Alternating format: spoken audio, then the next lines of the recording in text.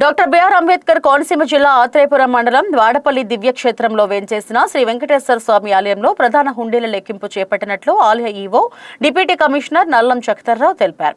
34 రోజులకు ప్రధాన హుండీల ద్వారా 2,44,37,050 రూపాయలు, 52 గ్రాముల బంగారం, 1 కేజీ 588 గ్రాముల వెండి, 18 దేశాల 77 విదేశీ కరెన్సీ నోట్లు ఆదాయం లభించినట్లు డిప్యూటీ కమిషనర్ తెలిపారు. డాక్టర్ బిఆర్ అంబేద్కర్ జిల్లా ఆత్రేయపురం మండలం వాడపల్లి గ్రామంలో వేంచేస్తున్న స్వయంభూ వెంకటేశ్వర స్వామి ఆలయంలో ఈ రోజున హుండీలు తెరవగా 33 రోజులకు గాను వేణు హుండీల ద్వారా 1,77,70,227 మరియు అన్నదాన హుండీల ద్వారా 66,66,683 రూపాయలు వెలిసి మొత్తం 33 రోజులకు గాను 2,44,37,050 రూపాయలు వచ్చింది.